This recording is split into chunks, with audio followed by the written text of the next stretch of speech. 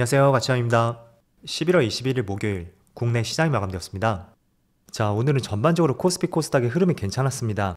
다만 장 막판쯤에 동시효과를 포함해서 30분 사이에 주가에 많은 하락이 나왔고 외국인이 이 사이에 500억 이상의 순매도를 보여주었습니다. 그래서 그런 부분이 아니었다면 오늘은 그래도 나름대로 괜찮은 흐름이었는데 마무리가 조금은 아쉬웠던 것 같습니다.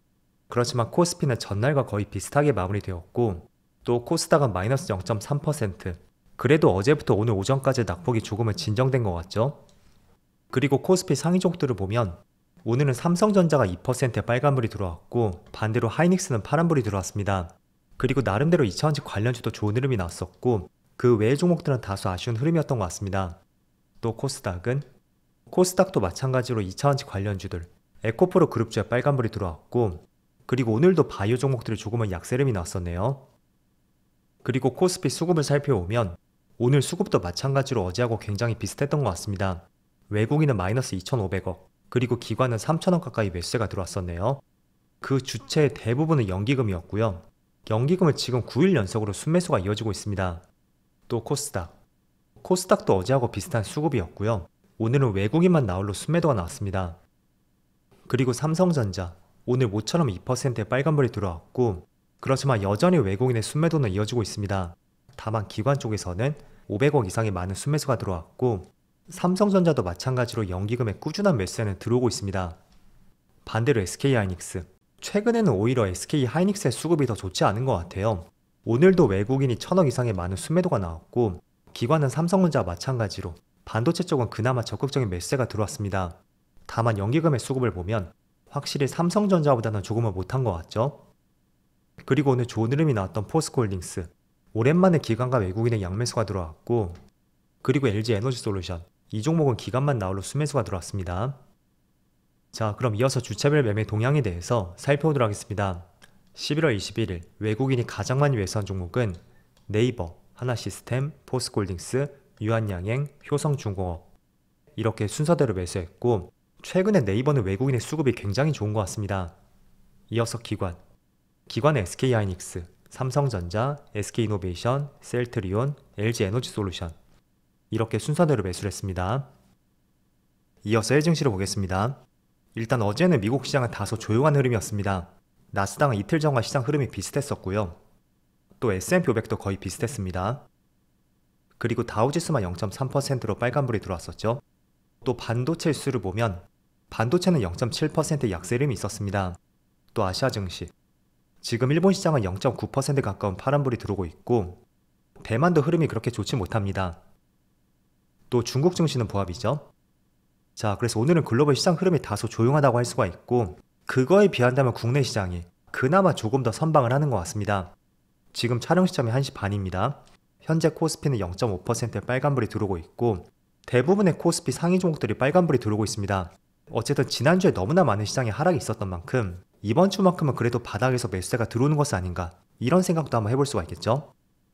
자, 그리고 어제 중요하게 보자고 말씀드렸던 것이 바로 오늘 오전에 발표가 되는 엔비디아의 3분기 실적, 이 부분을 주목해보자고 말씀드렸습니다. 물론 엔비디아는 장중에 큰 변동은 없었습니다. 다만 시간에서 2% 가까운 하락이 있었고 뭐 2%면 그렇게 깊다고는 볼 순 없겠죠. 어쨌든 실적은 예상대로 굉장히 잘 나왔습니다. 하지만 제가 조금 더 중요하게 보자고 했었던 것이 바로 블랙엘 제품이 일정대로 양산될 것인지, 이 부분에 보다 포커스를 맞추자고 말씀드렸습니다. 왜냐하면 최근에 과열 문제가 있었고 그 때문에 많은 빅테크 기업들, 예를 들어 메타라든지 마이크로소프트, 빅테크 기업들의 투자 계획에 차질을 빚지 않을까, 이런 우려감이 있었거든요.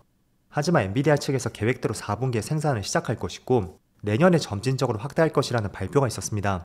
그래서 블랙엘 제품에 대한 걱정들, 그런 거는 다소 덜었다고 생각이 됐고 다만 전체적인 실적 부분에 있어서 약간의 예상치를 밑돌았다는 것이 시간에서 다소 낙폭이 있었던 하나의 이유가 되었다고 할 수가 있습니다. 어쨌든 그래도 전반적으로 저희 생각을 말씀드리면 블랙엘 제품에 대한 생산은 차질 없이 진행을 한다고 했던 만큼 다소 걱정스러웠던 실적 발표는 잘 지나갔다, 저는 개인적으로 그렇게 평가하고 있습니다. 자, 그래서 오늘 반도체 관련주도 그렇게 크게 빠지진 않고 있고 다만 시간에서 엔비디아 2% 하락이 있다 보니까 하이닉스의 출발은 좋지 못했습니다. 마이너스 1.4%로 출발했었고 그렇지만 크게 돌려 세우면서 큰 폭의 약세 흐름은 나오지 않고 있습니다. 자, 그리고 삼성전자는 지금 오후장의 반등이 조금 세게 나고 있거든요. 어쨌든 스타트는 늦었다고 해도 내년 시장은 엔비디아 생산 확대에 대한 기대감이 있습니다. 그래서 삼성전자도 지금 당장은 엔비디아 관련주라고 우리가 분류하기는 어려울 수는 있어도 내년 시장은 어떻게 전개가 될지도 모르는 것이고요. 오히려 올해는 엔비디아와 기대감이 그렇게 많지 않았다면 역설적으로 내년 시장은 기대감을 가져올 수도 있는 중요한 한 해가 될 수도 있겠죠. 자, 그리고 다행히도 3일 동안에 파른 음봉이 들어왔지만 오늘은 10일선과 5일선 근처에서 반등이 나오고 있습니다. 어쨌든 자사주 매입 이슈, 이게 주가의 상승에 큰 폭의 기폭제는 되지 않을지라도 더 이상 주가가 빠지지 않는 데는 굉장히 큰 역할을 할 수 있다고 생각이 됩니다. 그래서 3일 동안 파른 음봉이 들어왔고 어느 정도 갭을 메운 위치인 만큼 직전의 고점을 뛰어넘고 다시 6만원으로 향해 갈 수 있는지 앞으로 이런 부분도 계속 살펴보시면 좋을 것 같습니다. 자, 그리고 어제 종가쯤에는 코스피보다는 코스닥 쪽에서 한 차례 급락이 있었습니다. 푸틴의 핵카드 이야기도 나왔었고 또 미국에서 키이우 대사관을 철수했다, 이런 기사도 오후장에 계속 나왔습니다. 그렇다 보니까 상대적으로 방산주가 크게 상승을 했었고 많은 중소형 기업들 장 막판에 약간의 급락이 나왔었거든요. 자, 그런데 여전히 저는 우크라이나 재건에 대해서 더 기대감을 많이 가져야 된다고 말씀드렸습니다. 결국은 새로운 대통령에 대한 기대감, 그게 휴전 협정을 더 불을 지필 수가 있고 아마도 시장에 그런 부분에 조금 더 기대감을 가질 것이라는 이야기를 했었습니다. 다행히도 어제 저녁에는 푸틴이 휴전 협정에 의향이 있다는 보도가 나왔고 또 장중에는 한미 글로벌이 폴란드의 전초기지를 통해서 우크라이나 재건 시장에 진출할 것이라는 발표가 나왔습니다. 자, 그래서 오늘 많은 재건 관련주들의 큰 급등이 나왔고요. 한미 글로벌은 지금 26% 급등이 나오고 있습니다. 자, 그리고 SY 스틸텍 해당 종목도 9% 상승이 나오고 있고 최근의 흐름이 굉장히 좋은 것 같죠. 자, 그리고 삼부토건도 26% 급등이 나오고 있습니다. 그래서 재건 관련주는 트럼프 당선에 따라서 마찬가지로 충분히 기대감을 가져올 수 있는 재료라고 할 수가 있습니다. 하지만 지금 많은 재건 관련주들을 보면 별다른 조정 없이 강한 상승이 나오고 있는 위치라는 것을 알 수가 있고 그렇다는 것은 아무리 재료가 좋다고 해도 자칫 고점에서 물릴 가능성이 충분히 높은 종목이라고 할 수가 있습니다. 그래서 제가 권장해 드리는 것은 지금 많은 트럼프 관련주들이 돌아가면서 상승이 나오고 있잖아요. 하루는 조선 관련주의 급등이 나왔다면 또 다음날은 우주항공이라든지 방산 이런 쪽의 강세를 보일 수도 있고 또 오늘처럼 재건 관련주 쪽에서 한 차례 또 시세가 분출이 될 수도 있습니다. 그래서 1차적으로 트럼프 관련주에 관심을 갖는 것은 맞고요. 또 두 번째로 오늘 재건 관련주의 급등이 나왔던 만큼 저라면 재건 관련주보다는 오늘 생각보다 파란불이 조금은 크게 들어오고 있는 몇몇 트럼프 관련주들이 있죠. 대표적으로 조선주라든지 아니면 우주항공 쪽, 이쪽도 한번 관심을 가져볼 것 같습니다. 어쨌든 재료가 살아있고 또 이런 업종들의 재료는 신선하다고 할 수가 있잖아요. 뭐 트럼프 당선했다는 3개월 전부터 반응이 나왔던 것도 아니었고요. 불과 11월 중순부터 반응이 나왔고 그 전에는 이슈화 되었던 내용은 아니었습니다.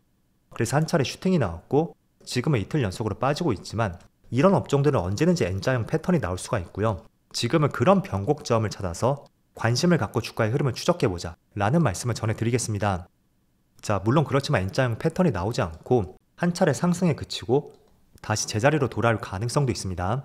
그래서 어제도 말씀드린 대로 일단은 나의 전략을 먼저 세워두시고요. 두 번째로 나의 생각이 틀렸을 때 그때는 어떤 전략을 취할 수 있는지 이런 부분을 미리 선제적으로 세워두시고요. 각 업종들의 내용이라든지 또 차트의 움직임을 면밀히 살펴보시는 것을 권장해 드리겠습니다. 자, 어쨌든 내일이면 이번 주의 마지막 날입니다. 다행히도 코스피 코스닥이 지난주와 달리 좋은 흐름이 나오고 있습니다. 물론 강한 상승은 아니지만 어쨌든 더 이상 빠지지 않는다는 것도 반등을 기대해 볼 수 있는 하나의 위치가 될 수도 있잖아요. 그래서 반도체라든지 그리고 지난주에 유독 많이 빠졌었던 2차원지 관련주들 다행히도 더 이상 빠지지 않고 바닥을 다지는 모습이 나오는 것 같습니다. 아무튼 굉장히 긍정적인 흐름이라고 생각이 됐고 결국은 트럼프 당선에 따른 피해를 볼 수 있는 부분들 그런 것들은 충분히 주가에 녹아들었다고도 할 수가 있으니까 더 이상 여기 저점을 깨지 않는다면 2차원지 관련주도 한 차례 바닥을 잡고 하반기 내지는 내년 초쯤에 다시 한번 도약을 기대해 볼 수도 있다고 생각이 됩니다. 자, 그래서 항상 전략들을 잘 세워보시고요. 여러분들의 업종과 종목에 대해서 디테일한 계획과 원칙들을 꼭 세워나가자고 말씀드릴게요. 자, 그럼 오늘도 늦은 시간까지 수고 많으셨고요. 저는 내일 영상에서 다시 찾아뵙도록 하겠습니다. 모두 즐거운 저녁 되세요. 감사합니다.